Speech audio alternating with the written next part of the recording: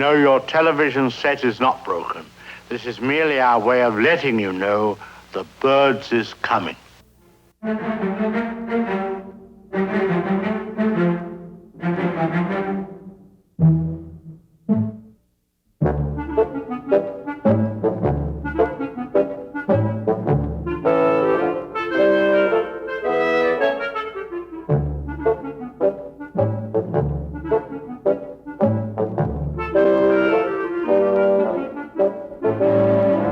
I've got to talk to you more about this. The police will catch up with us soon. Where's the best place to hide?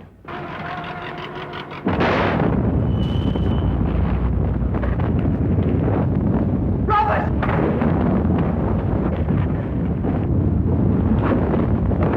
But he can't have come in that way. That door was locked. You could have let him in.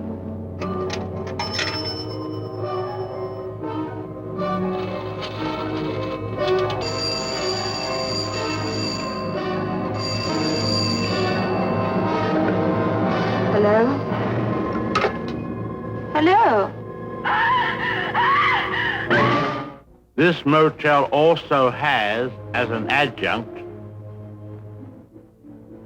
an old house. And in this house, the most dire, horrible events took place. Now, it was at the top of these stairs that the second murder took place. She came out of the door there and met the victim at the top. Of course, in a flash, there was the knife, and in no time, the victim tumbled and fell with a horrible crash. I think the back broke immediately and hit the floor. It's difficult to describe the way that the twisting of the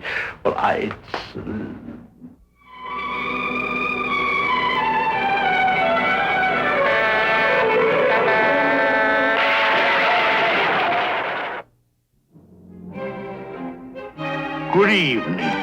It is a rare man whose past does not return to haunt him. My past is about to catch up with me on this very show. If you are interested in watching, you will be treated to a macabre succession of murders, mysteries, and crimes of passion. I freely confess my guilt. This burden of guilt I am pleased to share with you in the program which follows immediately. A man stands in the shadows. All we can see is his profile. Yet instantly we know who he is. We also know he's about to take us on a journey into suspense, mystery, and fear. But when the shadows lifted, we also see that our tour guide into terror looks more like Santa Claus than Satan. Such was the genius of Alfred Hitchcock, cinema's undisputed master of suspense. For more than 60 years, Hitchcock showed us the dark places in our minds, the evil lurking in the most ordinary of places, and the dread of an innocent person caught in the web of circumstance. But along with all the fear and foreboding, Hitchcock added moments of comic relief, often using himself as the butt of the joke. Ultimately, the respite from suspense was very brief, as Hitchcock quickly brought us back into his world of mystery, a world we loved to watch, as long as it was just a movie. Hitchcock has provided us with never-ending fascination with his work and the highest level of film craft for future generations of directors to aspire to. Alfred Joseph Hitchcock was born on August 13, 1899 in Leytonstone, England, just outside of London. Hitchcock was the last of 3 children. His father, William, owned a successful produce business. He was a quiet child who liked geography, and by the age of 8 had ridden on the entire London bus system. He also kept records of the arrivals and departures of British merchant ships. An often-told story about Hitchcock's youth concerned the time his father sent a 6-year-old Hitchcock to the local police station with a note after he had committed a minor misdeed. After reading the note, the officer promptly put him behind bars. He explained to Hitchcock, "This is what we do with little boys who are naughty." Hitchcock claimed from that time on he had a deep fear of the police and other authority figures. A devout Roman Catholic, Hitchcock attended religious boarding schools, and the Jesuit education reinforced his fear of anything evil. Hitchcock studied drafting and engineering, and he also studied drawing at the University of London. Hitchcock got a job at a telegraph company where his artistic ability earned a promotion to the advertising department. In his spare time, Hitchcock was an avid theater and film buff. He was especially fond of Charlie Chaplin and the films of D.W. Griffith. He also took special note of various technical innovations used in theater and film. In 1920, Hitchcock got a job with the film company Famous Players Lasky, the forerunner of Paramount. Hitchcock's job was designing the title cards that carried the film's dialogue. Hitchcock worked on all 11 films the company produced in England. During his tenure at the studio, Hitchcock watched every detail of filmmaking. His first opportunity came when he was asked to direct the film Number 13, but it was never completed. After Lasky closed its London shop, the studio reopened under British ownership. Hitchcock was immediately hired and received his first screen credit as art director in the 1923 release Woman to Woman. In 1924, Hitchcock traveled to Germany to work at the giant UFA studios. His exposure to films like Metropolis, directed by Fritz Lang, and The Cabinet of Dr. Caligari, directed by Robert Veen, would greatly affect Hitchcock's future films. In 1925, producer Michael Balcon offered Hitchcock the opportunity to direct The Pleasure Garden, which would be shot in Europe. It was also at this time that Hitchcock became engaged to Alma Reville, a film editor with which he was working. The couple married in 1926. That was the same year Hitchcock's third and first landmark film would be made. The Lodger was based on a book that followed a Jack the Ripper storyline. The film starred heartthrob Ivor Novello. The plot concerns a series of murders that are plaguing London. Novello plays a mysterious lodger who arouses suspicion because of his nocturnal comings and goings. He's mistaken for the real killer and is hunted by an angry mob. It's here we see the first use of Hitchcock's trademarks, including the wrongly accused man and a breakneck chase. At the last moment, we discover the man is innocent and is saved from the mob. The reason for his strange actions was that his sister had also been murdered by the killer, and he was searching the night for him. Although the film is now considered a classic, the original distributor canceled its bookings, and it was only after a second screening that they decided to release it. The critics reacted immediately, calling it the best British film ever made. The young director was on his way. The Lodger also marked the beginning of Hitchcock's lifelong tradition of cameo appearances in his films. The practice started of necessity when Hitchcock couldn't afford extras. Here he is seen sitting at a desk with his back to the camera. The success of The Lodger also brought offers to direct in America, but Hitchcock chose to stay in England, where he directed Downhill, Easy Virtue, The Ring, The Farmer's Wife, Champagne, and The Manx Man. Although these films didn't live up to the excellence of The Lodger, Hitchcock had established himself as an important film director, earning a salary of more than £10,000. He also became a father on July 7, 1928. Alma gave birth to their daughter, Patricia. In 1927, the sound era arrived in America with the release of The Jazz Singer. In 1929, Hitchcock had just finished shooting Blackmail as a silent film. When British International Films informed him they had sound equipment available, Hitchcock agreed to reshoot the film as a talkie. The problem was the female lead was European actress Annie Ondra, who spoke with a noticeable accent. Hitchcock's solution was ingenious. Since dubbing had not been invented, he hired British actress Joan Barry to stand just off screen and speak Miss Ondra's lines while the actress silently moved her lips. How do I look? Well, now wait a minute. Isn't quite right. The plot of Blackmail is both simple and effective. After fighting with her boyfriend, Alice is picked up by a young artist, played by Cyril Richard. After returning to the artist's flat, she agrees to model for him and puts on a flimsy outfit. Things get out of hand when the artist tries to take advantage of the situation.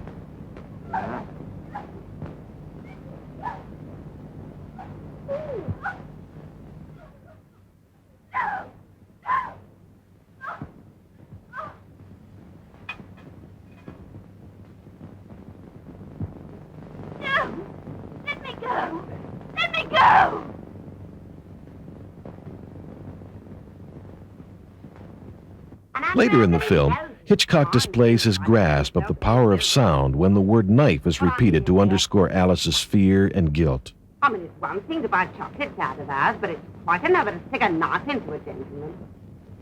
I must say I feel the same way about that, too. A good, clean, honest whack over the head with a brick is one thing. There's something British about that. But knives. No, knives is not right. I must say that's what I think and that's what I feel. Whatever the provocation, I could never use a knife. Now, mind you, a knife is a difficult thing to handle. I mean, any knife.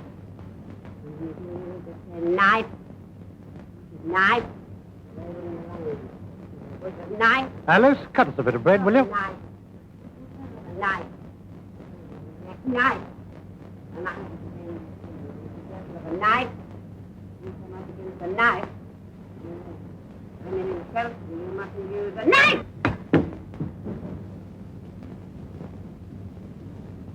Yeah, you ought to have been more careful. Might have cut somebody with that. Another highlight of the film is the final chase through the British Museum. Most of it was created using a trick camera shot called the Schuften process, named after a German cinematographer. The technique used painted images combined with mirrors and real scenery, a forerunner of rear projection. This also marked the beginnings of another Hitchcock trademark, the chase, using famous landmarks as a backdrop.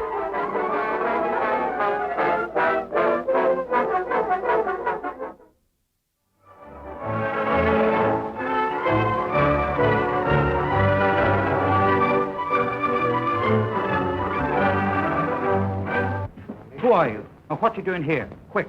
Removing furniture that hasn't been paid for. Hitchcock's next project was the 1929 release Juno and the Pigcock, based on the Sean O'Casey play. Hitchcock and his wife Alma worked on the screen adaptation. Basically, it was a simple transfer of the stage play to film. Hitchcock would later say it had nothing to do with cinema, at least my cinema. To further cement in Hitchcock's mind what he didn't want to do, he was called upon to direct some musical scenes in the 1929 release L Street Calling. Hitchcock said of that film, "It was of no interest, it was dreadful." But for the 1929 release Murder, Hitchcock was back on his game. The film starred Herbert Marshall in his first talkie. Again, Hitchcock was on the cutting edge of cinema. In one scene, Marshall is seen shaving while listening to the radio. Since sound dubbing had not yet been invented, Hitchcock had to have an entire 30-piece orchestra played just off camera. Given by the Radio Symphony Orchestra. They start by playing the overture to Tristan and Isolde by Wagner. Funny, that SOS coming on top of that other. Save her soul. Save her. If I'd stood out longer, I might have worn them down. Why couldn't they see the girl as I did? The rest of the fellows on the jury. Later in the film, he allowed his actors to improvise dialogue. It would be the last time Hitchcock would stray from his totally pre-planned style of directing. The policeman is still on his beat. Yes, I think that's about all we can do. Oh, yes, we'll find out something. It takes us all night. The Skin Game, released in 1931, was another Hitchcock attempt to transfer a stage play to the screen. The New York Times said, Hitchcock is never particularly keen during this production. His next film, Rich and Strange, released in 1932, involves a newly rich couple's adventures while on a world cruise. Although the film was weak on plot, it seems Hitchcock was trying to add more action to his films. Released in America under the title East of Shanghai, it was a failure on both sides of the Atlantic.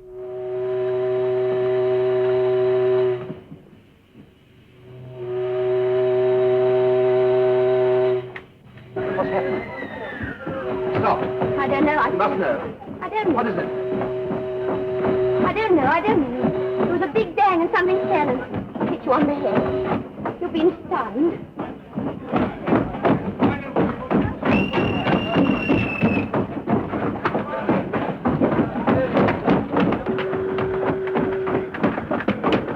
Can't get the damn thing open.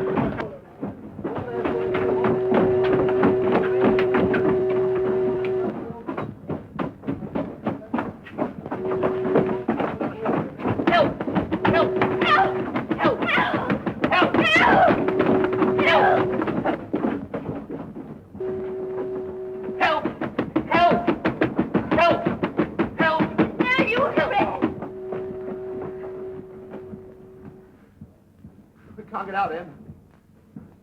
We're going.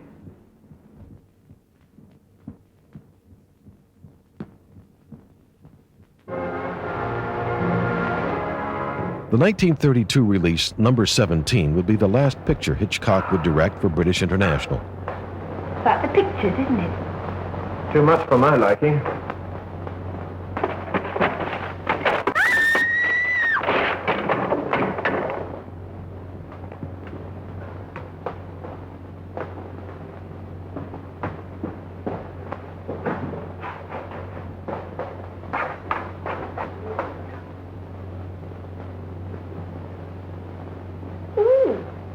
I fainted.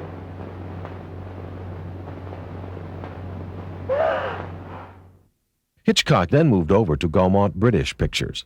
Unfortunately, his first film for them would be one of his worst.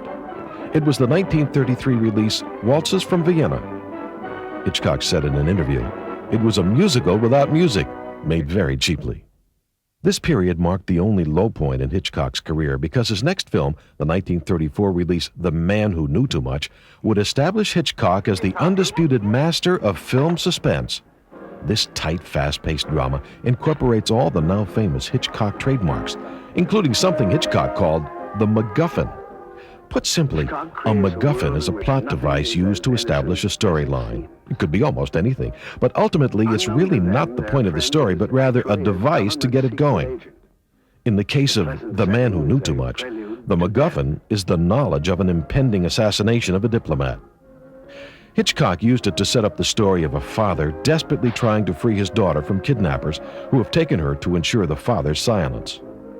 Another Hitchcock trademark is the memorable villain. Here it's Peter Lorre, in his first English-speaking role and just his second film. Is it all right in here? Thank you. I ought to have mentioned it to you, perhaps. You should learn to control your fatherly feelings.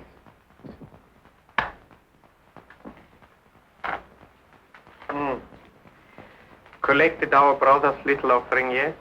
Have you? Oh, sir, I forgot. Pardon me. Dangerous. The 1935 release of The 39 Steps was based on a novel written in 1915. Hitchcock rewrote much of it for his screenplay. The novel's writer admitted after viewing the film it was actually much better than his original version. Hitchcock also considered it one of his favorite films. Robert Donat plays Richard Hannay, a Canadian on holiday in London, who gives refuge to a mysterious woman. Will I come home with you? What's the idea? Well, I like to. Well, it's your funeral. Come on, then, there's a bus. You want to know more about me? What do you think I do for a living? Actress?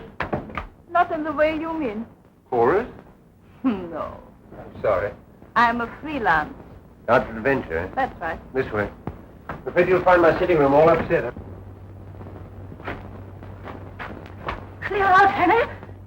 They'll get you next.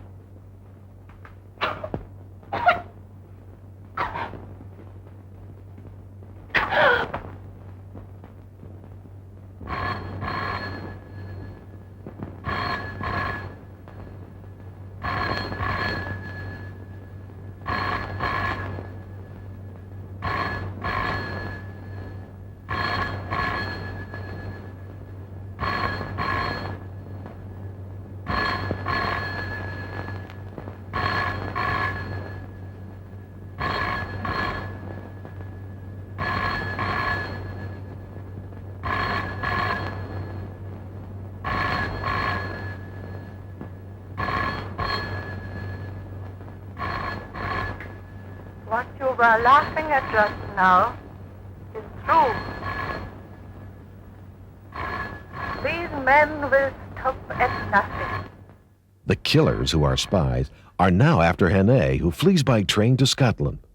Later, with help from Pamela, played by Madeleine Carroll, they discover the spies are transmitting their secrets by using a music hall act called Mr. Memory, and their plot to steal British secrets is foiled. The film won praise in England and the United States. The New York Times said of Hitchcock, he uses his camera the way a painter uses a brush. Madeleine Carroll returned for Hitchcock's next film, the 1936 release Secret Agent. Joining her in this adaptation of the Somerset Maugham book were John Gielgud, Robert Young, and Peter Lorre. Gielgud and Carroll play secret agents on the trail of a spy. The likable American, played against type by Robert Young, turns out to be the real spy. Hitchcock, seen here directing Young, was breaking new cinematic ground in which the bad guy was just as interesting or even more so than the hero. Delicious. I hope you haven't been lonely. Oh, no. This gentleman and I picked each other up in the lounge yesterday, didn't we? Yes. A good angel threw us together. He's been most kind and entertaining. Mr. Roger Martin, isn't it? It sounds well the way you say it, but it's really Robert Marvin. Oh, Pleased to meet you, Mr. Larkin. How do you do, Mr. Ashencan? Well, I suppose it's time now for the triangle to retire from the family circle. Exit, baffled.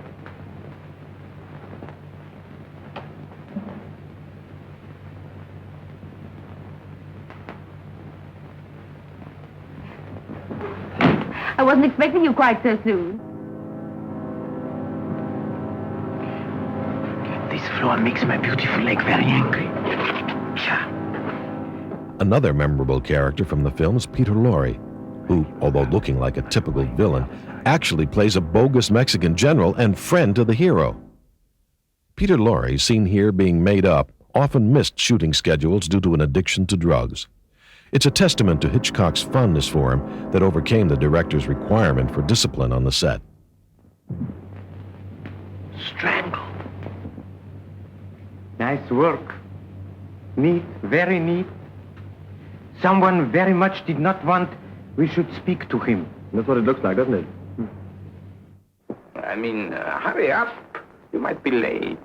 Don't forget it's got to be there by 1:30 at the latest. Hitchcock followed Secret Agent with another spy-themed picture, the 1937 release Sabotage. The film contains one of Hitchcock's most controversial scenes. In the film, actor Oscar Homolka plays a small movie theater owner who is also an anarchist intent on blowing up London. Fearing he has been discovered by an undercover detective, he gives his young nephew a time bomb to deliver to kill the police officer. The bomb has been set to allow enough time for the package to be delivered. The young boy is constantly delayed and winds up on a bus where the bomb goes off and kills the boy and the passengers. The suspense becomes almost unbearable for the audience, so as pure cinema, it works to perfection. But Hitchcock learned an important lesson. The public turned against the film because he allowed a young child, along with all the other passengers, to be killed. Although the scene was faithful to the Joseph Conrad novel, Hitchcock later regretted using the sequence.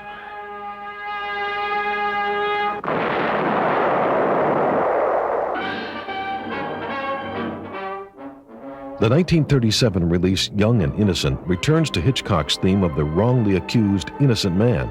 The screenplay was co-written by Hitchcock's wife, Alma. A down-on-his-luck screenwriter discovers the body of an actress, who he knows, that is washed ashore. To complicate matters, the belt from his stolen raincoat appears to be the murder weapon. The man escapes from the police and begins a desperate search for the real killer. Hitchcock, aware of the need to keep the pacing taut, used a stopwatch to time various scenes. When the hero, now helped by a young woman and a hobo who can identify the real killer, take refuge in an abandoned mine, the floor caves in, almost killing the girl. To accomplish the shot, Hitchcock used Pinewood's largest studio and constructed the floor 15 feet above the ground. Robert! Hang on, I'm coming!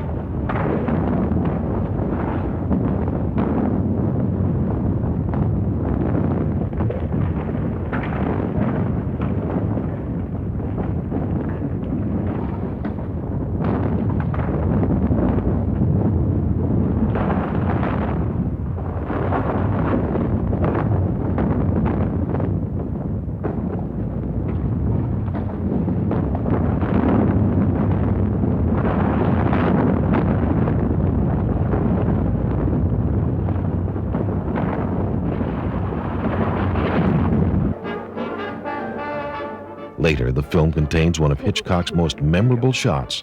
With the police in hot pursuit, the trio find themselves in the ballroom of the Grand Hotel. The camera, in one continuous crane dolly, will reveal the murderer to be the drummer. To accomplish the shot, Hitchcock needed England's largest camera crane. Also, the camera operator had to constantly refocus from 145 feet to just 4 inches. Hitchcock needed 2 days to complete the shot. Again, Hitchcock displayed that he could successfully marry a good storyline with exciting visual action. To give credit where credit is due, but when it comes to make that music pop, make you give it all it's got, I'm right here to tell you, mister, no one can like the drummer man.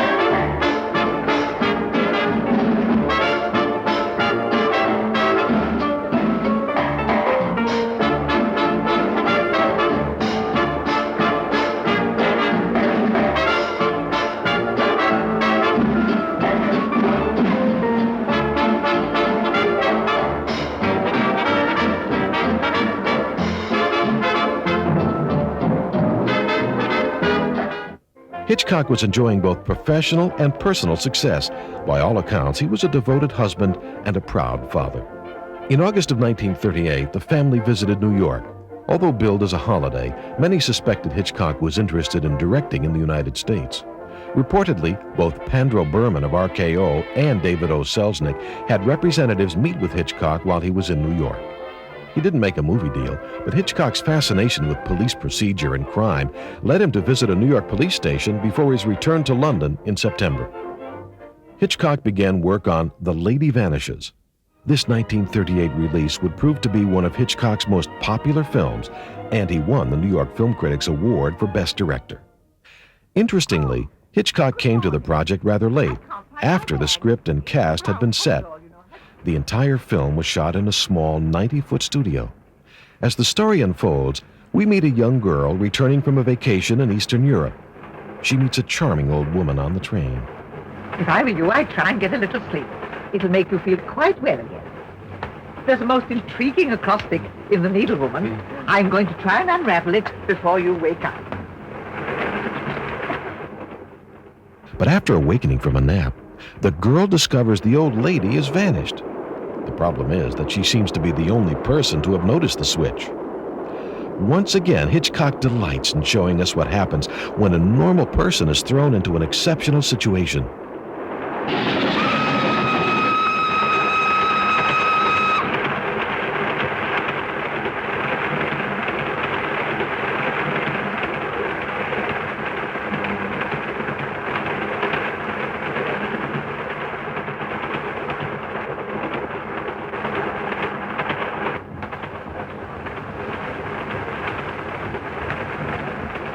Have you seen my friend?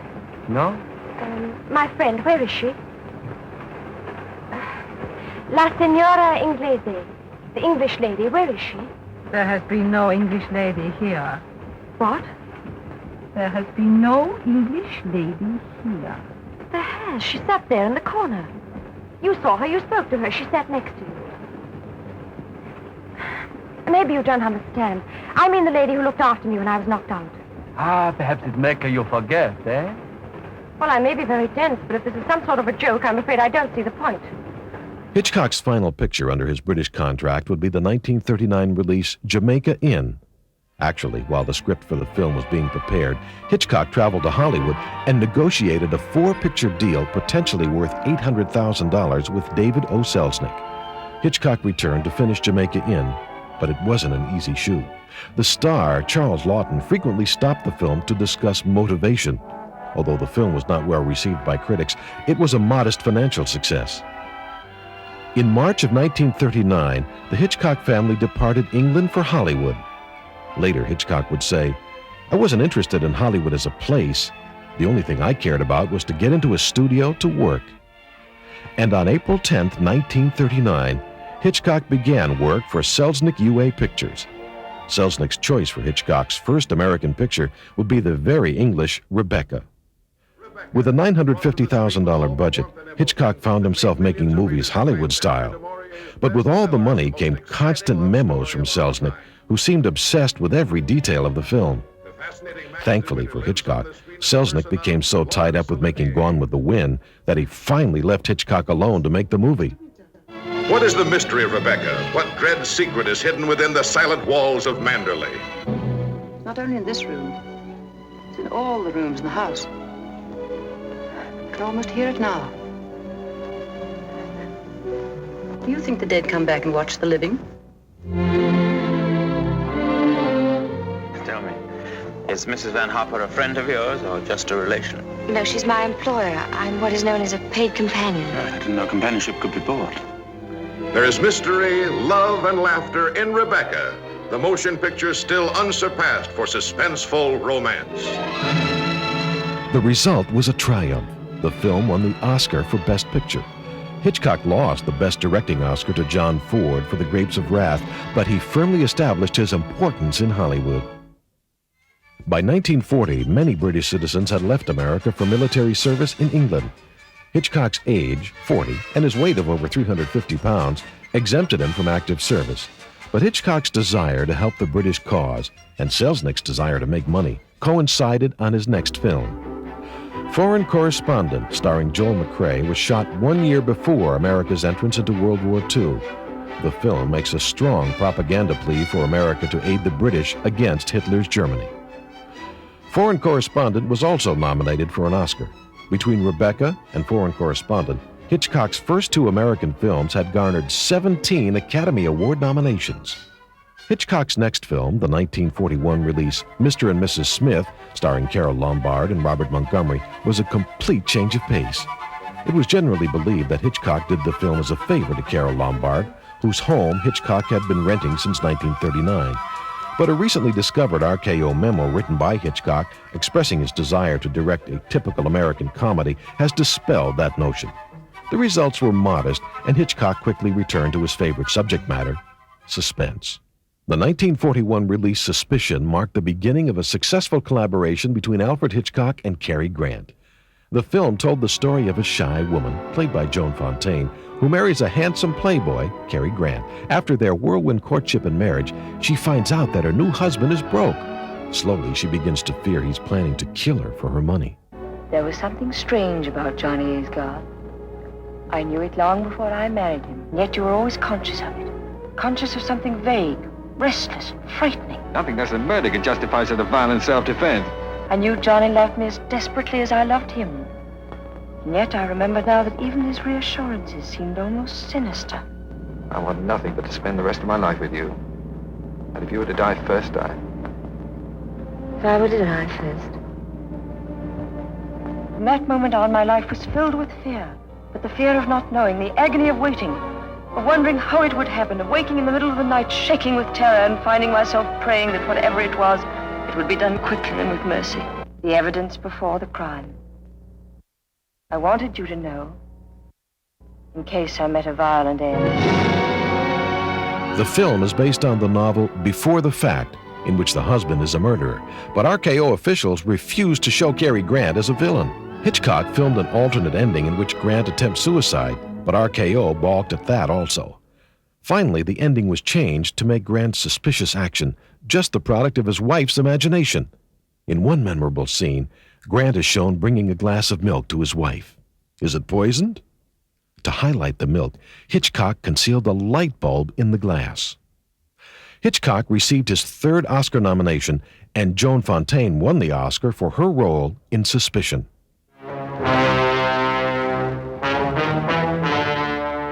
Hitchcock's next film was the 1942 Universal release Sabotage. Hitchcock originally wanted Gary Cooper and Barbara Stanwyck for the leads, but budget considerations at Universal forced him to settle for Robert Cummings and Priscilla Lane. Although Otto Kruger forcefully plays the villainous Nazi spy master, Hitchcock actually wanted Western star Harry Carey to play the role against type, but Mrs. Carey objected. I'm Barry Kane, American. Right now I'm a fugitive. A couple of days ago I was an aircraft worker. Then something happened. Something that could only happen in times like these.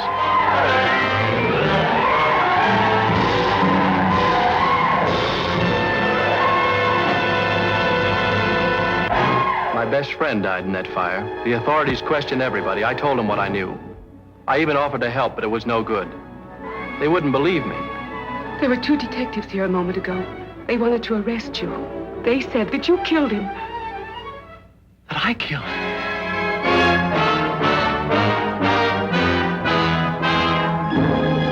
what it is to be hunted like an animal, to dread every door you open, to fear everybody, even the one girl you could love. Even if a man committed murder to defend himself, maybe I wouldn't tell the police. But there's only one reason why a man commits sabotage, and that's worse than murder. We fled through 3,000 miles of terror from Los Angeles to New York. Step by step, the whole vast pattern of sabotage became clear to us. We had to find those saboteurs. Saboteurs who lived in the desert like rats and spied out the land. Influential saboteurs so crazy for power they were willing to stab this country in the back. Well, we found them, and we almost wish we hadn't. What the film lacked in star power, it made up for in lavish sets and exciting locations.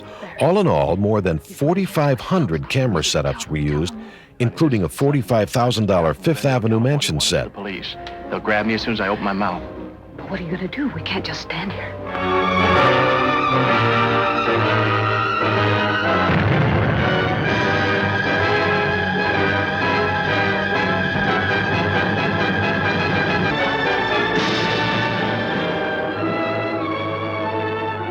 Shadow of a Doubt, the 1943 Universal release, was to date Hitchcock's most personal picture and one of his best.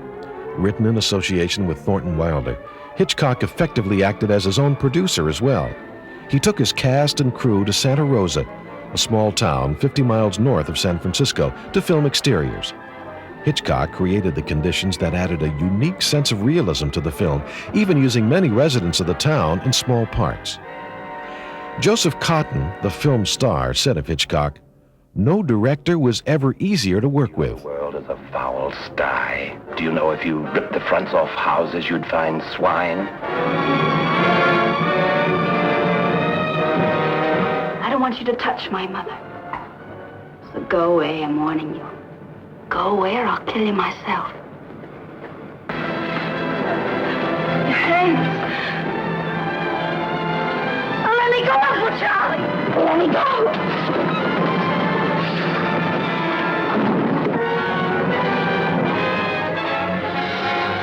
By 1943, Hitchcock had completed 6 films since his arrival in Hollywood.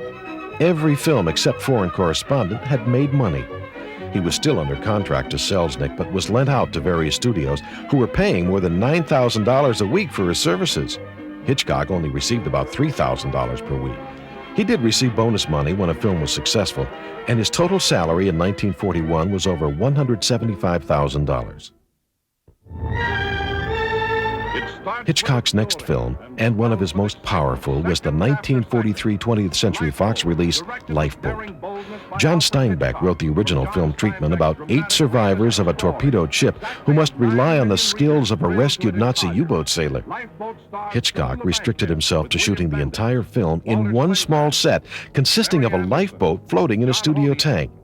The cast members suffered bouts of seasickness and eye and throat irritation from the use of oil blown over dry ice to simulate fog.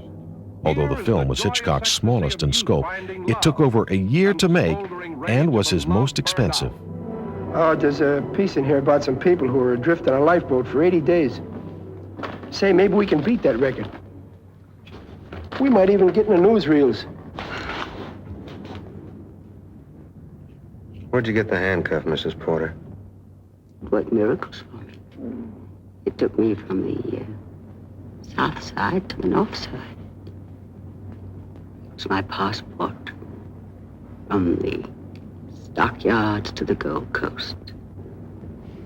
It got me everything I wanted, up to now.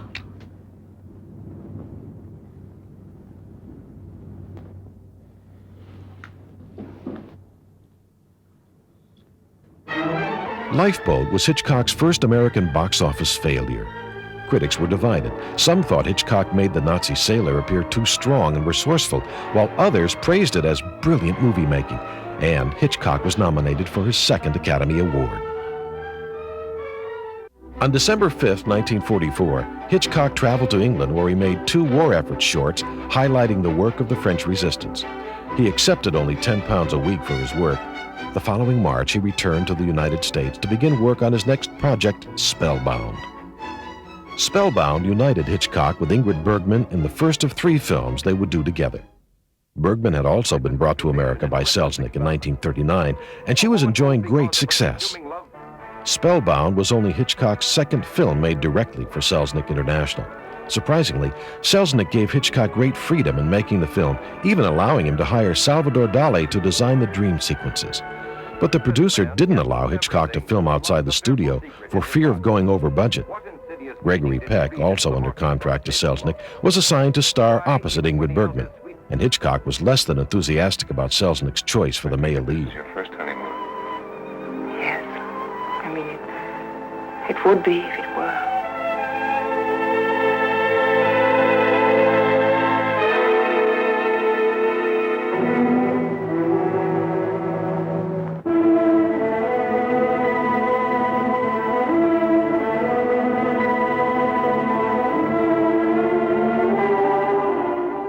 After Spellbound, Hitchcock, along with writer Ben Hecht, began work on another Selznick project that would team Cary Grant with Ingrid Bergman. But in 1945, Selznick found his resources overextended when his production of Duel in the Sun began running over budget. To raise funds, he sold all the rights to the new Hitchcock project, including cast and crew, to RKO for $800,000 and 50% of the profits. With Selznick out of the picture, Hitchcock had the opportunity to produce and direct his first American film, and what a film! Notorious, produced for $2 million, quickly grossed close to $10 million. Hitchcock had pre-planned every shot in the film, and for Hitchcock it was this visualizing of each scene that represented the real making of the film. The MacGuffin used in Notorious involved uranium hidden in bottles of wine. When Hitchcock and Hecht first came up with the idea, they checked with a professor at Caltech to see if it was feasible. Unaware of the importance of uranium in the ultra-secret atomic bomb project, their innocent questions aroused the interest of the FBI, who reportedly followed the filmmakers for months.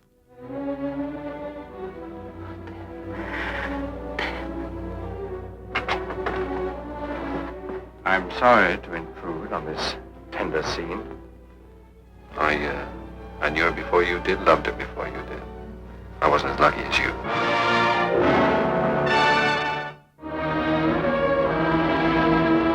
Hitchcock's last film for Selznick was the 1947 release The Paradigm Case, a project Hitchcock really didn't want to undertake. Making things worse, Selznick never left Hitchcock alone. Although the film features an all-star cast and a $4 million budget, it was a disappointment. Hitchcock tried his best to make the film work. He constructed a $70,000 Old Bailey courtroom set. In an effort to reduce the number of stops for camera repositioning, he filmed the tense courtroom scenes using as many as 4 cameras at once.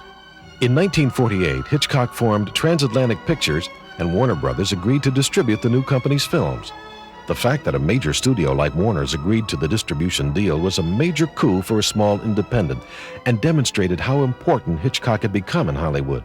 With so much newfound freedom, it's no surprise that Hitchcock's first independent film would be so unusual. I do want to. I just think we ought to wait till after you graduate. I don't. It's only a month. Janet, a month? Please. It's all right. I personally consider us engaged as of now. Congratulations. David, no. Look, you can say yes in a taxi. I have a 2:30 appointment. I'm staying right here. Oh, afraid you'll say yes? I'll see you tonight at Brandon's party. Okay. You can say yes there just as well as in a taxi. Goodbye, darling. Bye.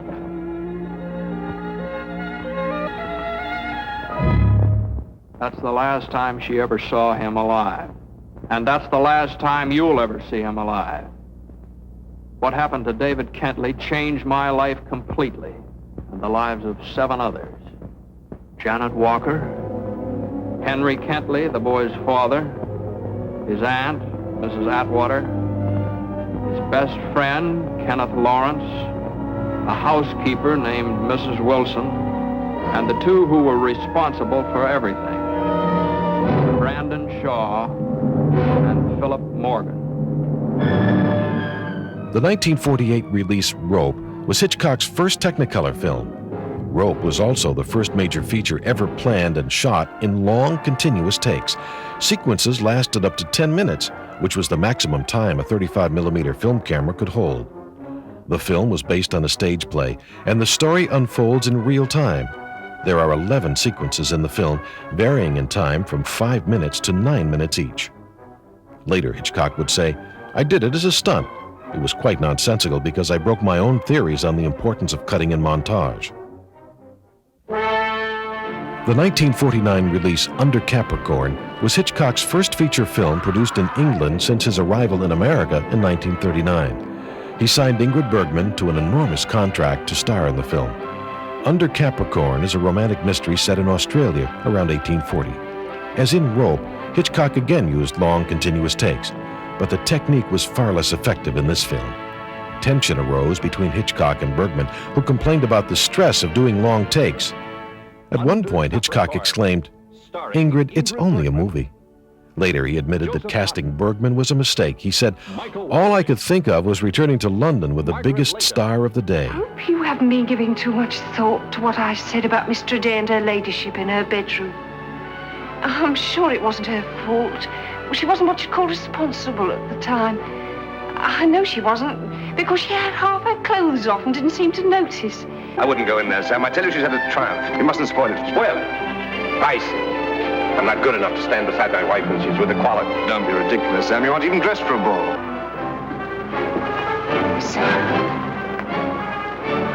Shock you came. Right. Sir Richard, may I present my husband? We were talking about horses. I was telling His Excellency That I was brought up in a stable. I heard you. Well, my money's as good as the next man's. The compliments of Mr. Sampson Plusky, Esquire. It'll pay for my wife's supper. Hitchcock never forgot the experience, and it was the last time he would allow the appeal of a star's glamour to cloud his movie-making instincts. The box office failure of Under Capricorn also brought the demise of Transatlantic Pictures. Hitchcock then signed a 4-picture deal with Warner Brothers. Although he was no longer an independent, Warner's offered him great freedom in selecting his future projects. Choosing to remain in England, his next film was the 1950 release Stage Fright. Hitchcock had acquired the rights to the book after reviews mentioned it would make great Hitchcock material. He later regretted his decision, saying, "Like an idiot, I believe them." Murder. It looked like a rather routine affair. He hardly expected it to lead to the most dangerous adventure of his life, romance. The case presented a few clues and a few bodies. A very dead body, a very heavenly body, a very suspicious body, and finally a very charming busybody, who started out by getting tangled in the strings of the mystery and finished by getting tied up in the strings of his heart. The film starred Richard Todd and Jane Wyman and was a typical whodunit. But Hitchcock had committed a fatal error by showing the audience a flashback near the beginning of the film, which later turned out to be untrue. He said, "I did one thing in that picture I should have never done. The flashback was a lie." Covering up the accident. Destroying that dreadful dress. I didn't destroy it. So long as I have the dress, I'm the one who decides how long this show will run. And everything else. Do you understand? You fool! There goes evidence that could have helped you. Well, you're not to say things against Charlotte. I'm doing all this for her sake. You're just jealous of her. Let them say, if they like, it's satirical. This sounds to me remarkably like blackmail. I think I'd better call the police. Yes, do call the police, Miss Imwood. We'll talk to them together. Who are you?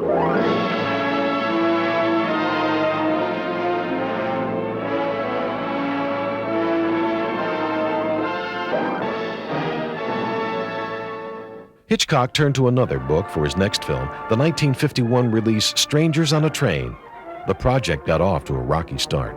Hitchcock hired famed mystery writer Raymond Chandler to do the screenplay, but after 2 rewrites and many arguments, Chandler left the film, and a new script was finished just weeks before filming began. But it was worth it. The unusual story of 2 strangers who met on a train and agreed to exchange murders really caught the public's fascination. Hitchcock's casting added to the film's appeal, including Farley Granger's strong performance. But the surprise of the film was the likable Robert Walker, who was cast against type as a psychopathic killer. His brilliant performance won praise from the critics and seemed to elevate his career. Sadly, Walker died in 1951 after making just one more film. For the 1952 release I Confess, Hitchcock returned to one of his favorite themes, the wrongly accused man. Shot on location in Canada, it's the story of a priest who takes the confession of a murderer. Later, the priest is accused of the same crime, but his religious vows prevent him from revealing the truth. The film was a box office failure, and later Hitchcock thought the script may have been too somber. Why were you being blackmailed? You don't care whom I hurt. Just so long as I answer all your questions. I only want to clear a murder. Caught in the tangled web of murder, 3 people confess the secrets that torture their souls. But in the echoes and shadows of the ancient city of Quebec, Canada, walks a man who knows the whole terrifying truth, but can never tell all the strange things his ears have heard. For he is sworn to silence.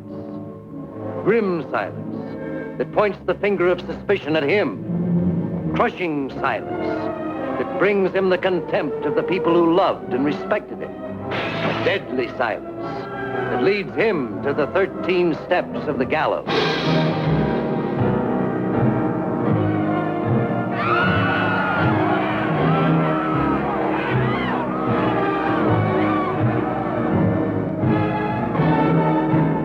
During the early 1950s, the major studios began to feel the negative effect of television on their box office receipts. In an effort to attract people back into movie theaters, various new movie processes were tried, including 3D. With the success of Warner's House of Wax, the studio prevailed on Hitchcock to film his next project, Dial M for Murder, in 3D. Based on a hit play and faced with the technical limitations of 3D, Hitchcock opted to shoot the entire movie on one soundstage. With his strong technical background, Hitchcock had little trouble dealing with the 3D process, and Hitchcock completed filming in less than 40 days. By the time Dial M for Murder was released in 1954, the 3D craze had subsided, and the film was generally presented in standard flat screen. Strong performances by Robert Cummings and Ray Milland helped the film score at the box office. For Hitchcock, the most positive aspect of the film may have been working with Grace Kelly for the first time. It's the best crime play in years. The London Daily Mail headlined, "A murder thriller with a difference." The New York Daily Mirror wrote, "It holds your attention like a vice." What could you tell them? I should simply tell them that you're trying to blackmail me into murdering your wife. Fantastic, isn't it? But you know he's right, don't you, Tony? You've worked it out to the smallest detail. And this man is to be your murder weapon for the perfect crime. And you, Margot, you've been living dangerously, too dangerously. A married woman with a 2-party line to your affections. And Mark, ironic, isn't it? That in this design for death, you should be selected to be the perfect alibi for the murder of the woman you love. I couldn't possibly tell him. Not now. There is evidence, however, that he was blackmailing you. Blackmail? Yes, I'm afraid it's true, Tony. And you suggest that he came in by the window, and we know that he came in by that door. But he can't have come in that way. That door was locked. You could have let him in.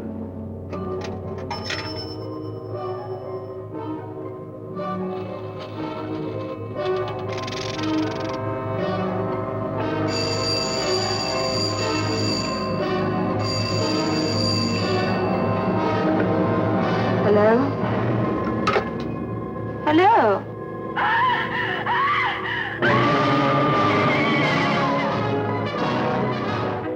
In the summer of 1953, Hitchcock's agent Lou Wasserman negotiated a multi-picture deal for him at Paramount. It was really a homecoming for Hitchcock, as Paramount's origins went back to Hitchcock's first job at famous Players Lasky. Not only would Hitchcock produce and direct, but he would also own all the rights to 5 future films. For Hitchcock, his timing couldn't have been better. His first Paramount film was the 1954 classic Rear Window. A surprised Grace Kelly received a phone call from Hitchcock requesting her to fly to Hollywood for wardrobe fittings.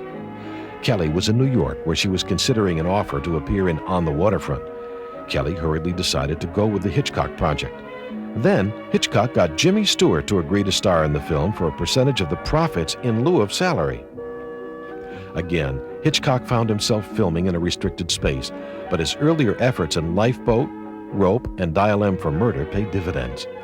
Rear Window became a smash hit, and Hitchcock was nominated for an Academy Award. My name is Jeffries. I'm a news photographer, and my beat is the world. That is, it used to be. Right now, my world has shrunk down to the size of this window. I've been watching those people across the way. Nobody seems to pull their blinds in a hot spell like this. I know a lot about them by now. Too much, perhaps. For instance, down there on the second floor, that woman pacing about, I call her Miss Lonely Hearts. So lonely that even death seems like a friend. Those are the newlyweds. On a honeymoon no one will ever forget. The songwriter over there, over and over again, the same melody. A genius or insane? That's the traveling salesman and his invalid wife. Out of their arguments and nagging comes a weird kind of love. Miss Torso, the body beautiful, that is, viewed from a safe distance. Those are just a few of my neighbors. First I watched them just to kill time, but then I couldn't take my eyes off them, just as you won't be able to. And you won't be able to take your eyes off the glowing beauty of the screen's most alluring new personality, Grace Kelly, who reaches the peak of her sensational rise to stardom in this story of a romance shadowed by the terror of a horrifying secret. For they had stared too long and seen too much through the rear window.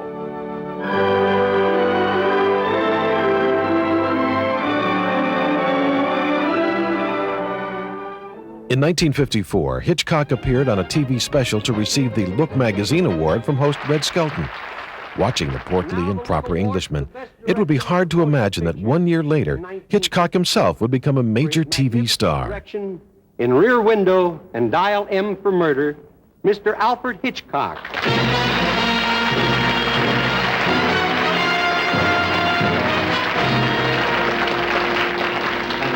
Congratulations. Of Look Magazine for this award. Thank you. You're very kind. You know, I saw Rear Window, and I think their choice was wonderful. And, you know, truthfully, I'm glad we get to meet like this. I'd like to do a picture with you myself. I've always wanted to do a picture that's serious and sad for a change. What do you mean, change, Red? Mr. Alfred Hitchcock. Come down, Robbie, or we shall be forced to shoot! The 1955 release, To Catch a Thief, offered Hitchcock the opportunity for a complete change of pace from the tense, claustrophobic films he had been making. Shot on location in the south of France in luminous color, the film paired Hitchcock's favorite stars, Grace Kelly and Cary Grant. The storyline is typical Hitchcock. Grant plays a reformed cat burglar who has come under suspicion when similar jewel robberies begin to occur. The script is peppered with comic and sometimes risque dialogue.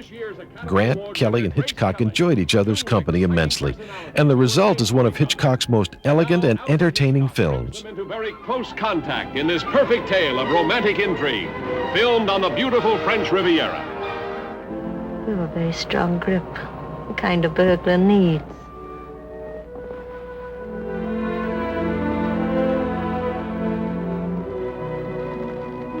That's why you came out here, isn't it?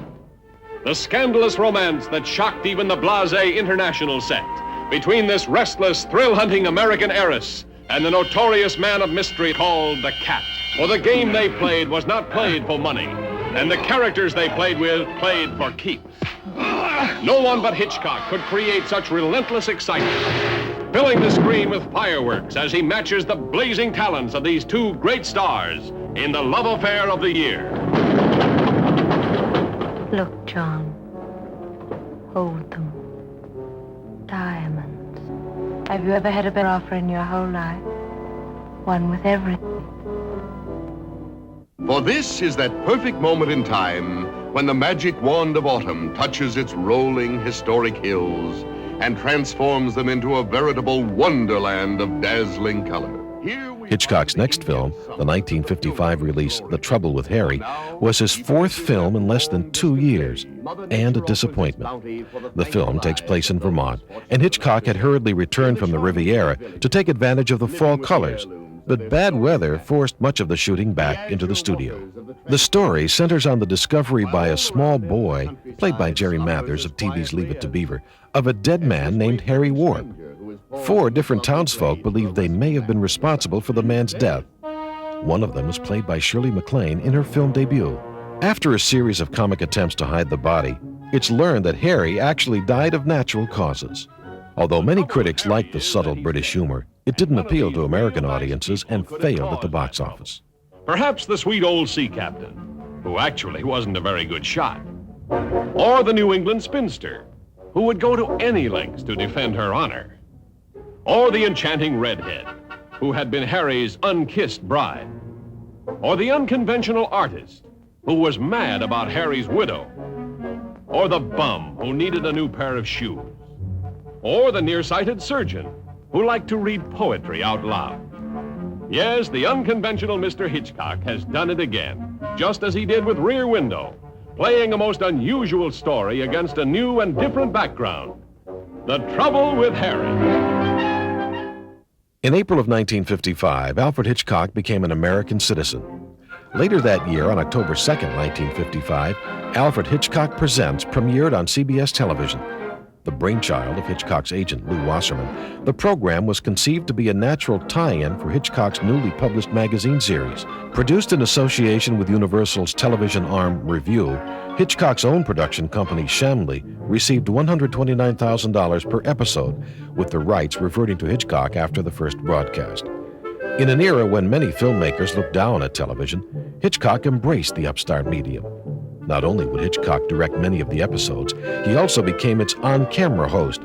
In fact, as early as November 1955, reviews called Hitchcock the best thing about the show.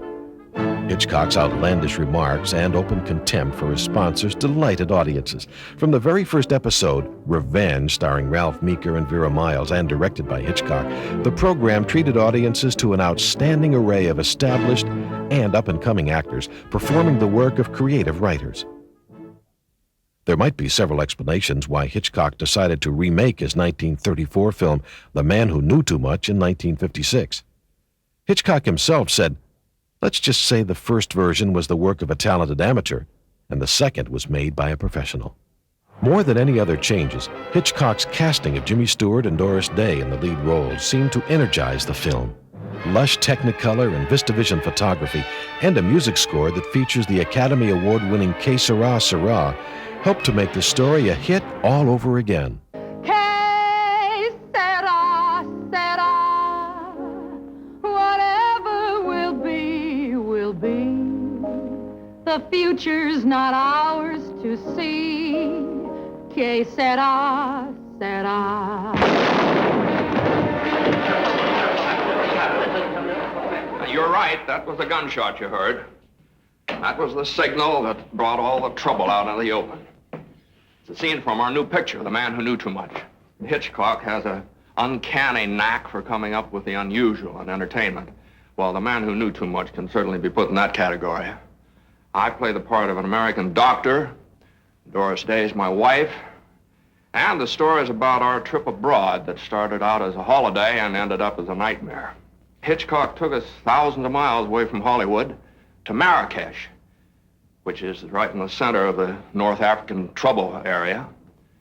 And that was just the beginning. From there, we flew to London for backgrounds of a whole strange series of events that ended up that final night in the great concert hall, where the cue for murder was one single crash of the cymbals.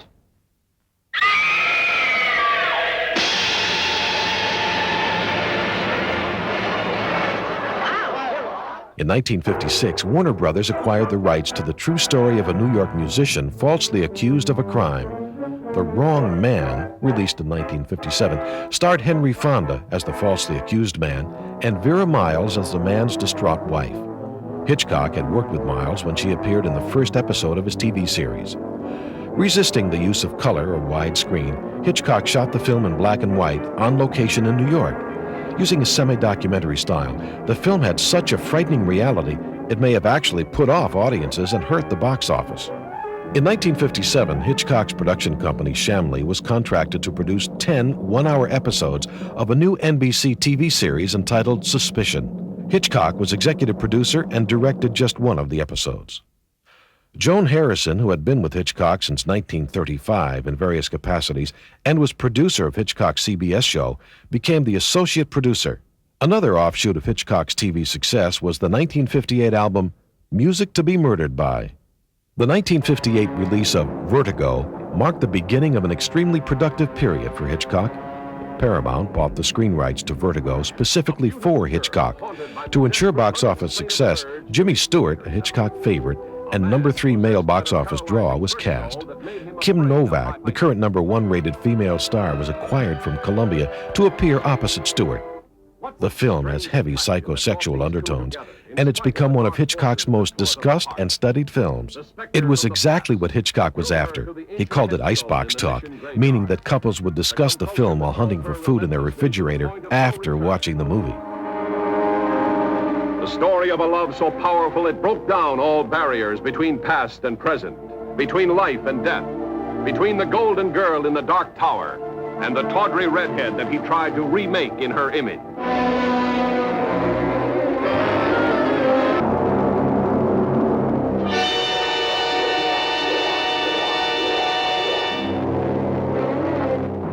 Hitchcock's contract with Paramount was non-exclusive, so in 1958 he signed with MGM to do the screen version of The Wreck of the Mary Dear.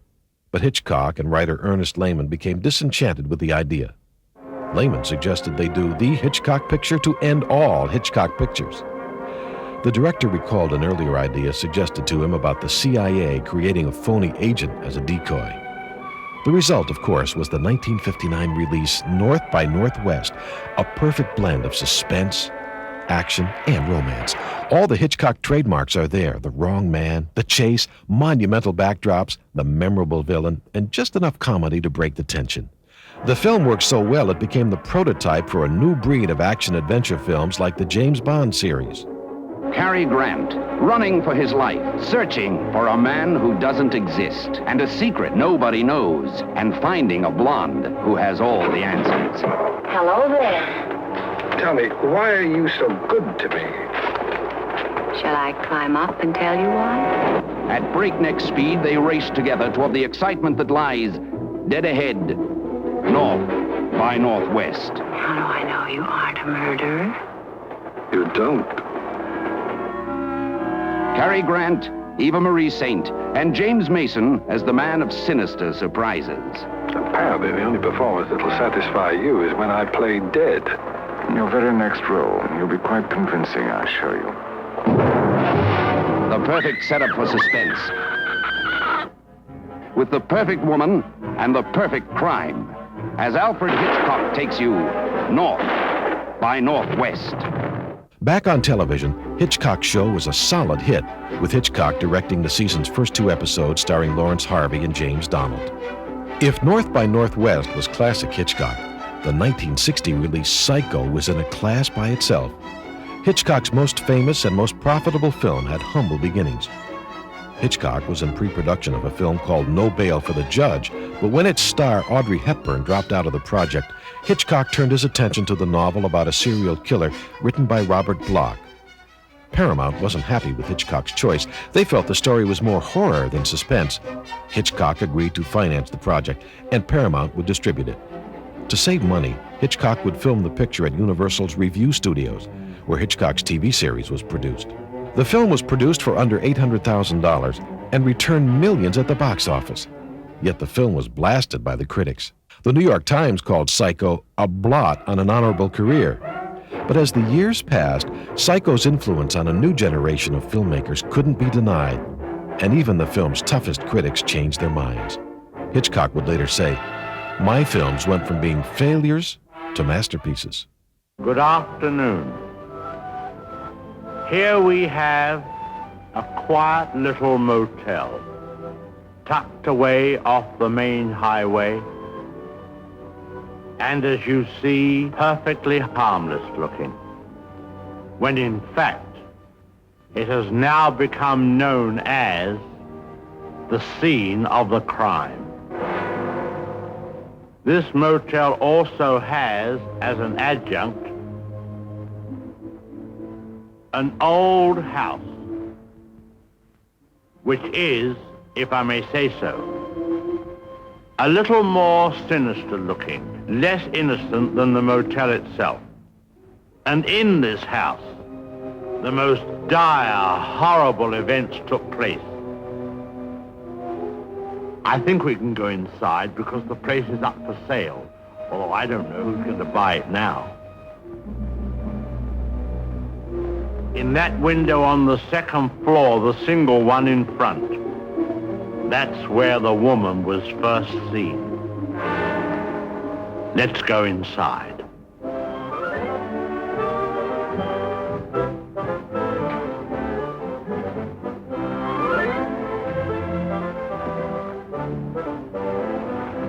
You see, even in daylight, this place still looks a bit sinister. Now, it was at the top of these stairs that the second murder took place. She came out of the door there and met the victim at the top. Of course, in a flash, there was the knife, and in no time, the victim tumbled and fell with a horrible crash. I think the back broke immediately and hit the floor. It's difficult to describe the way that the twisting of the well, I won't dwell upon it. Come upstairs. Of course, the victim, or should I say victims, hadn't any conception as to the type of people they would be confronted with in this house, especially the woman. She was the weirdest and the most... Well, let's go into her bedroom.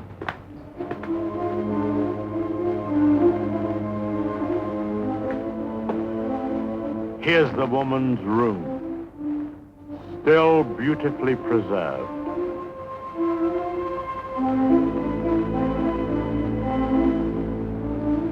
And the imprint of her figure on the bed where she used to lay.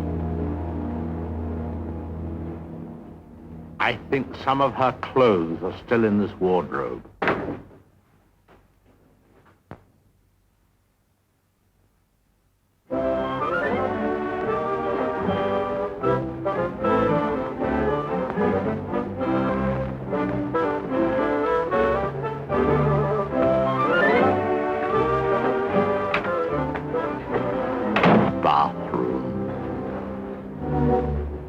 This was the son's room, but we won't go in there because his favorite spot was the little parlor behind his office in the motel. Let's go down there.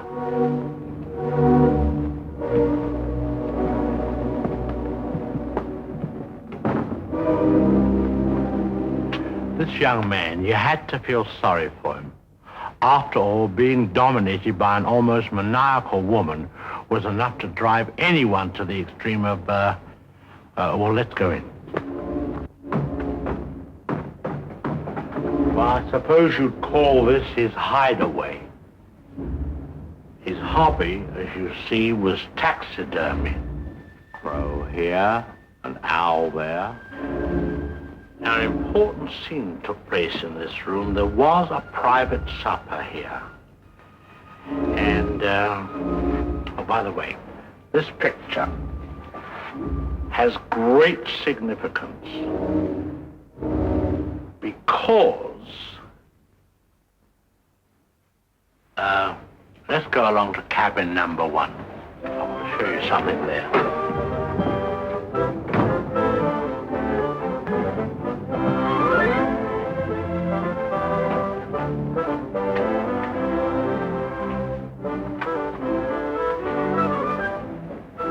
All tidied up.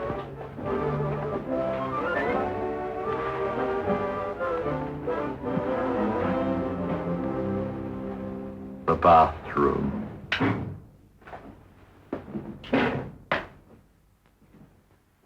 Well, they've cleaned all this up now. Big difference. You should have seen the blood. The whole place was, well, it's too horrible to describe. Dreadful. And I'll tell you, there's a very important clue was found here. Down there. Well, the murderer, you see, crept in here very slowly. Of course, the shower was on, there was no sound, and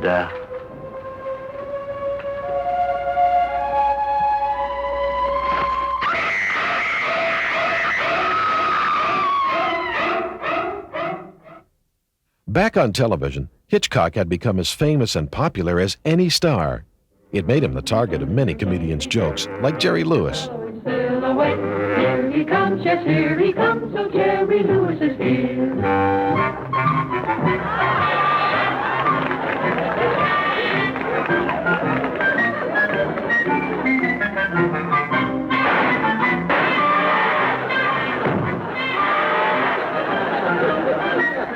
But Hitchcock's hosting antics were the icing on a very well-baked cake. Each week, his program consistently offered haunting stories and first-rate performances, like The Man from the South, starring Steve McQueen and Peter Lorre. The episode was used in this piece to promote the 1959-1960 season to network affiliates and sponsors. If you can make this celebrated lighter of yours work for you 10 times without missing, 10 times in succession, mind you, then the car is yours. Do I put up my spare set of pajamas? No. Look, I'm devoted to gambling, but I have never asked anybody to put up more than he can afford to lose. Yeah? What, for instance? Oh, I'm going to make it easy for you. Easy for you to win a car, I mean. Is that all right? I'm listening. I like the easy part. Well, I'm thinking of some small thing that you could afford to give away. And if you lose, well, you won't have to feel so bad, such as the little finger on your left hand. My what? Is that so strange? He wins, he takes the car. I win, I take his finger. Is that so strange? Wow. I've been hanging around barrooms half my life. I never heard anything like this before. Isn't it fair? Don't ask me, ask him. Now, what do you mean if I lose, you take the finger? How else? I chop it off. One.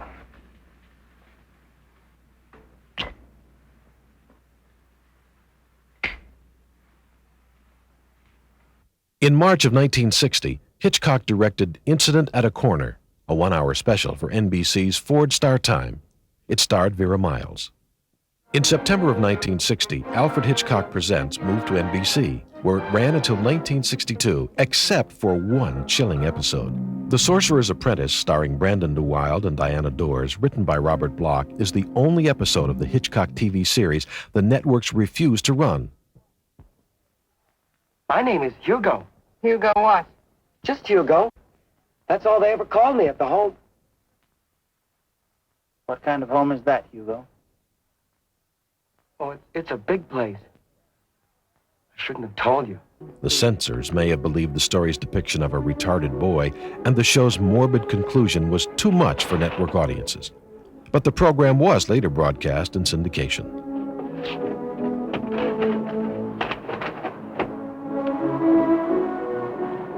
Are you ready? Yes. Ladies and gentlemen,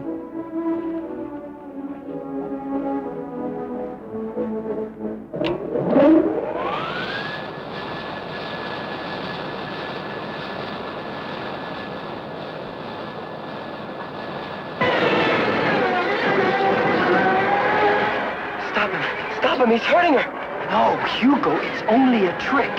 See?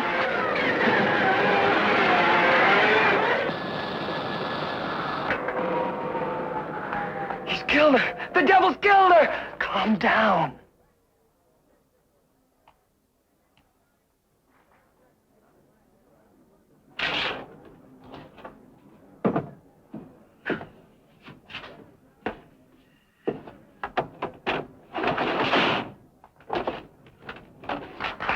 It's all right. It's all right, I tell you.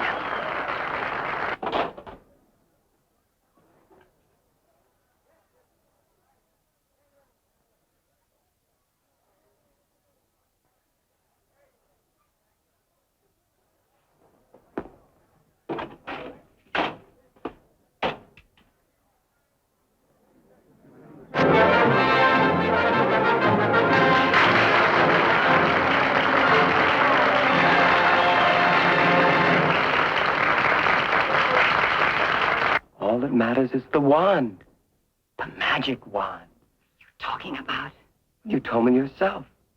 Whoever has the wand has the power.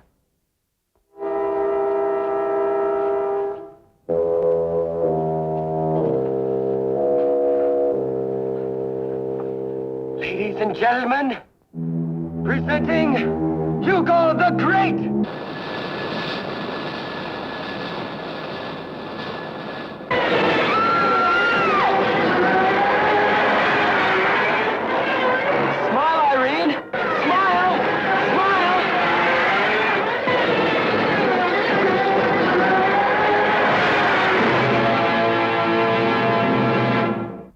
I don't know quite how to put this. However, I must tell you the truth. The saw worked excellently, but the wand didn't. Hugo was terribly upset, and Irene was beside herself. As for the police, they misunderstood the whole thing and arrested Hugo for murder. In 1962, Hitchcock returned to CBS with a new one-hour version of his TV series.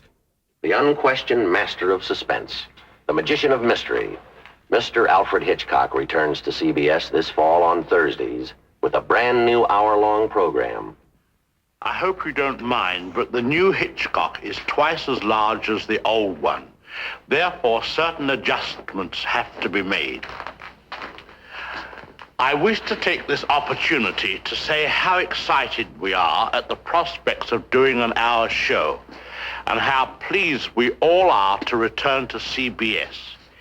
It is reassuring to labor once again under the steady, unblinking gaze of that giant eye. The Alfred Hitchcock Hour will be somewhat different from our half-hour show. In the first place, as a few of you may already have guessed, it will be twice as long. This will give us an opportunity to do things properly without rushing. A good murder, like good wine, takes time. I also strongly believe that the crime should fit the punishment. It is only reasonable that if a man is going to spend the rest of his life paying for a murder, he should be entitled to take his time while committing it. I don't wish to suggest that we should confine ourselves to this one sport, however. There are many other ways of achieving mystery and suspense, and with all this extra time on our hands, I'm certain we shall think of them. I believe that is all, except to say that I shall again be filling my role as host. Of course, although I am the host, I shall do my entertaining in your living room. That way I avoid all those drink stains on my rug and the cigarette burns on the upholstery. So until next... Oh well. He also released another record album, Ghost Stories for Young Children. On the movie front, Hitchcock knew it would take something special to top his last film, Psycho. The Birds, released in 1963, became Hitchcock's greatest technical challenge, and it required 3 years of pre-production. Hitchcock spent over $200,000 trying to create mechanical birds, but finally settled on using real birds, composite photography, and animation. The film's logistics were staggering, but Hitchcock remained in firm control because he had painstakingly pre-planned each shot, and his job didn't end in the editing room. As in so many of his productions, he took center stage in selling the film. It is about the birds and their age-long relationship with man. It will be seen in theaters like this across the country. This cave drawing is one of man's earliest sketches of his feathered friend. One can see at once the loving care with which the artist depicted his subject. The story of man and his friends, the birds, is filled with many fine examples of ways in which these noble creatures have added to the beauty of the world. Take this plumed hat from the period of Charles I. How proud the birds must have been to have their feathers plucked out to brighten man's drab life. Here we have a later model, a refinement of the first. Here man, or rather woman, thought enough of the birds to have an entire one as a decoration. It's quite dead, of course. Naturally, The egg plays a very prominent part in my lecture. Not a word about which came first, however. I don't believe in dealing with controversial matters. Thousands of years ago, man was satisfied merely to steal an egg from a nest and use it for food. Now he has perfected this process by imprisoning each hen in a separate cage and by scientifically manipulating the lights so that she doesn't fall into the rut of the old 24-hour day. Thus, he can induce the bird to reach fantastic heights of egg production. Originally, there were many varieties of birds on Earth. Some have become extinct. The great auk, the passenger pigeon, and the famous dodo bird have all disappeared. Actually, they didn't exactly disappear. They were simply killed off. But of course, this is nature's way. Man merely hurries the process along whenever he can be of help. Man and birds have been responsible for a great many advances in our civilization. For example, the bird was the inspiration for the invention of gunpowder, and it was his speed that brought about the development of the shotgun. But man has not been unmindful of his debt to the bird. We have honored our feathered friends in many ways. We cage birds and show them off proudly in most of our zoos. And the turkey is traditionally our guest of honor at Thanksgiving. I suspect you never realized that if it weren't for birds, even some of our pastimes would suffer noticeably. Duck hunting, for example. Granted, bagging a fellow hunter can be diverting, but the supply is rather limited. I hope you don't mind if I have something to eat, but I'm rushed today. Planning the lecture has been most educational for me. I've begun to feel very close to the birds and have developed a real sympathy for our little... What was I saying? Oh yes, I've come to feel very close to the birds and have come to realize how they feel when... I don't think I'll eat just now. Hardly proper with all of you here. Surely the birds appreciate all we've done for them. Don't you? Beautiful cage, fresh water, no other birds to bother you, none of that blinding sunlight. Oh! Now, why would he do that? Most peculiar. What on earth?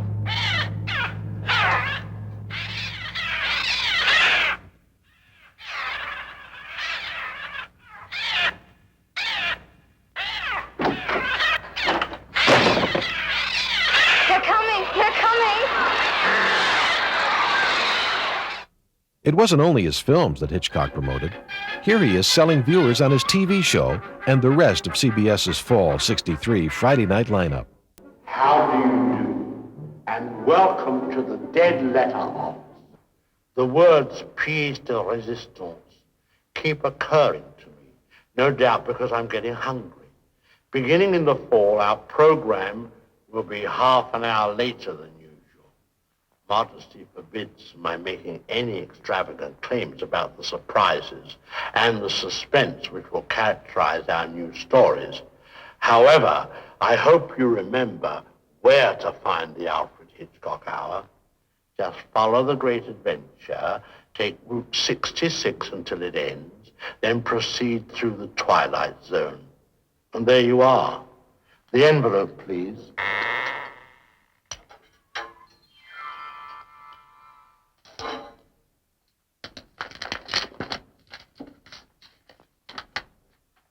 You have been captured by pirates. Go back to the great adventure and start over again. There must be someone in there. Yes, someone or something. I've always believed a firm hand clasp was the sign of an honest man. I hope that's true until the new season then. In 1964, Hitchcock exchanged his rights to Psycho and his TV series to MCA Universal for 150,000 shares of stock, making him the third largest shareholder in the company and a multimillionaire. It also assured him of total control over his film career for the rest of his life.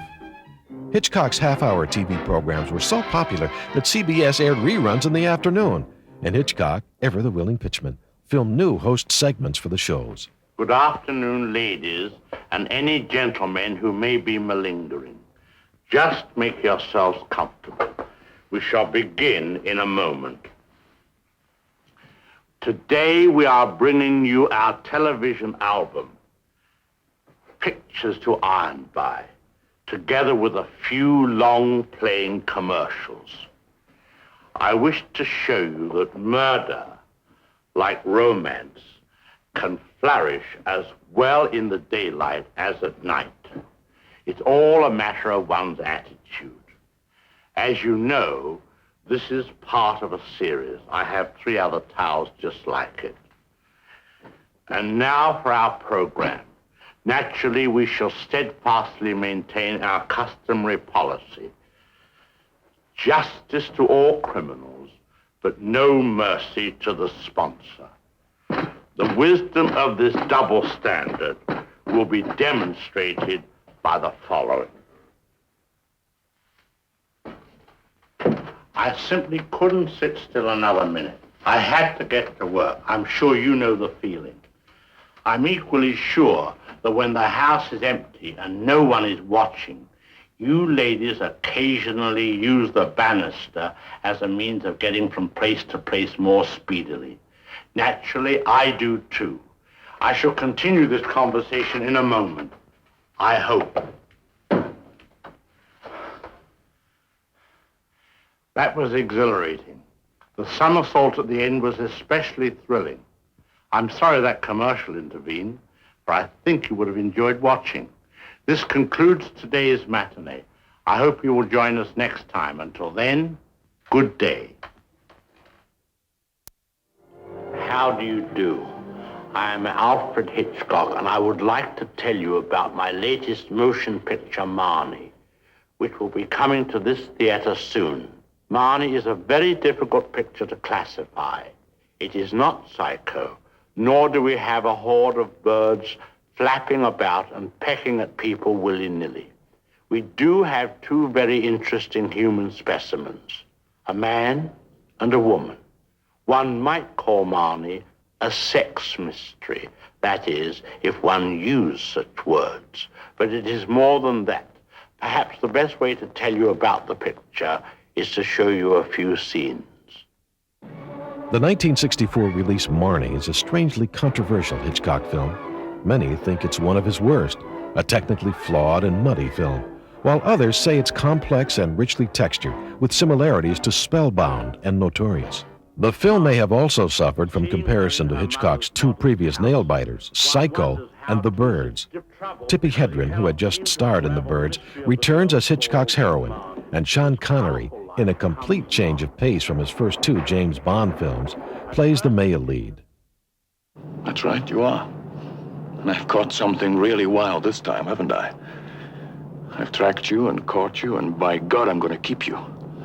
As for which one of them is the wild animal, there are times when I'm not sure.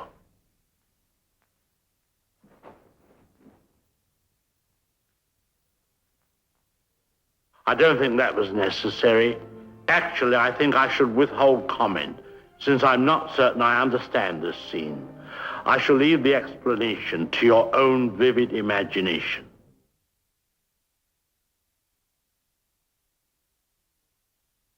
In making a motion picture like Marnie, one must be as careful as the most fastidious of chefs. Marnie was a very complex person. She was a thief, a liar, and a cheat. And yet there was something about her that made her different from the rest of them. That is the secret ingredient. In making the motion picture Marnie, I first added this secret ingredient and stirred well. Then I added some suspense. And then just a dash of sex. That's exactly the way it happened last time. Turned out to be rather interesting. 1964 saw the final year of Alfred Hitchcock's television series, with a 1-hour version airing on NBC. Boy, for a haunting hour. Join Alfred Hitchcock at 10, 9 Central Time. Good evening. Good evening. Good evening. Charlie, how many times is he going to say good evening? Hitchcock's last Good Evening came on May 10, 1965, ending a remarkable 10-year run. Of course, the program has hardly been off the air, as it's enjoyed great success in syndication. Of special interest are these rarely seen color wraparounds Hitchcock filmed for later syndication. Good evening. Film festivals are much in vogue these days. They have become quite a popular pastime. It occurred to me that it might be enjoyable to have one of my own. I have blackmailed this station into re-showing some of my favorite little gems of crime and punishment. Tonight we offer the crime on Alfred Hitchcock Presents and leave the punishment to you. Good evening. My astrologer tells me there is a right and wrong time for everything. Since Mercury is in the house of Venus, now is a propitious time for the retelling of tales of mystery and suspense. Do not defy your horoscope. The stars tell me you are tuned in perfectly for the tale now coming up, which will be introduced by my younger brother. In 1965, David O. Selznick, the man who brought Alfred Hitchcock to America, died. Hitchcock, along with many stars like Cary Grant, sadly attended the funeral. Just how far Hitchcock had come since his arrival in America could be seen with the 1965 re-release of Psycho, which earned an incredible $5 million. With subsequent theatrical revivals and later TV and video, Psycho has become one of the most profitable black and white films of all time.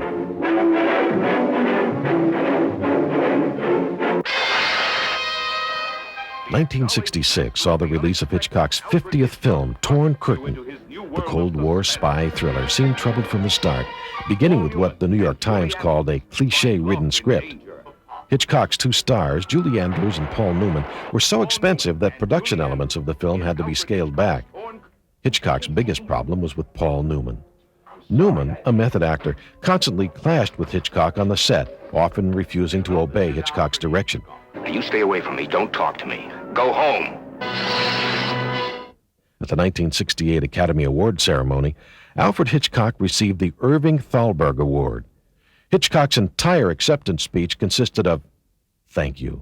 Thank you very much indeed." For the 1969 release Topaz, Hitchcock wanted to return to movie making on a grand scale. He cast less expensive actors in exchange for international locations and expensive Hollywood sets. Topaz was adopted from Leon Uris's novel about the 1962 Cuban Missile Crisis. When Uris's screenplay arrived, Hitchcock found it unacceptable, but he was already locked into production dates. He flew over another screenwriter and began rewrites, with new scenes often being delivered just hours before shooting. Does the word topaz mean anything to you? What is topaz? Topaz is a story of espionage in high places. You'll see men and women caught up in the vortex of international tensions. With a $4 million budget, Topaz became Hitchcock's biggest American film failure.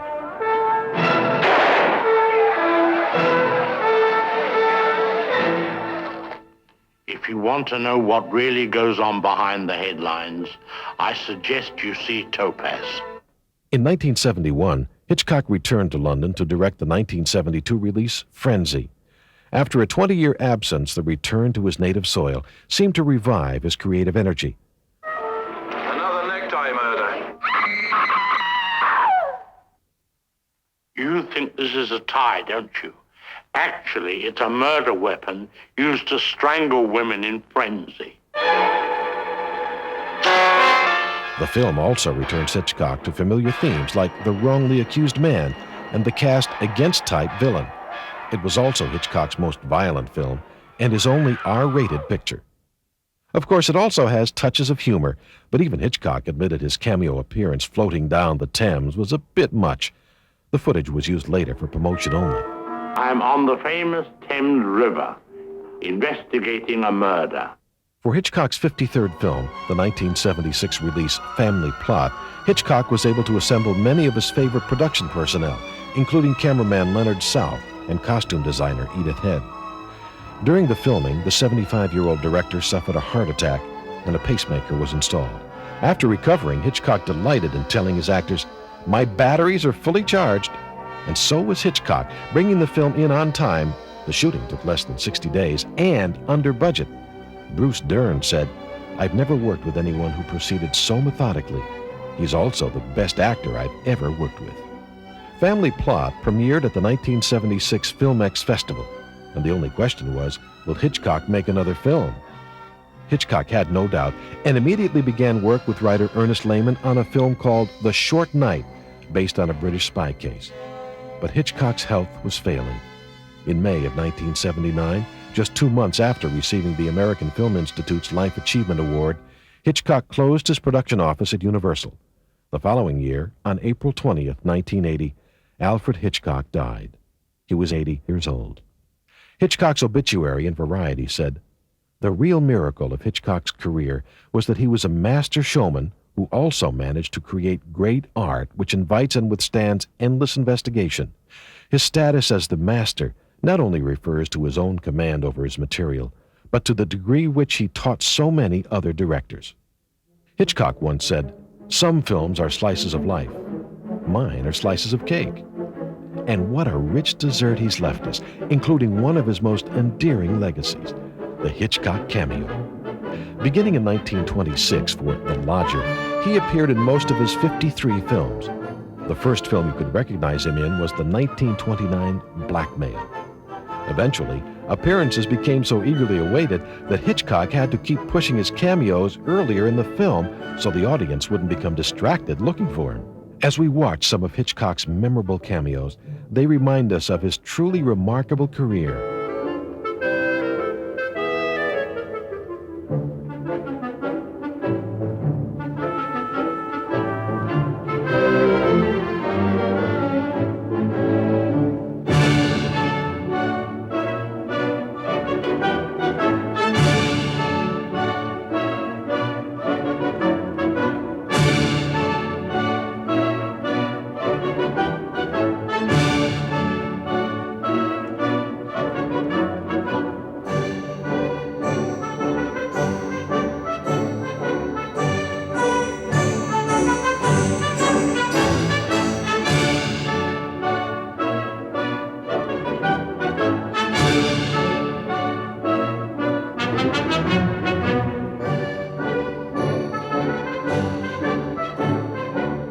We can remember the words of Ernest Lehman, who said in his eulogy, "How reassuring it's been that for practically all our lives to have been in the lap, in the hands, under the spell of this giant, this genius, this gentleman." Hitch, what happens next? The foregoing has made it obvious to me that we've had quite enough for one evening. Good night.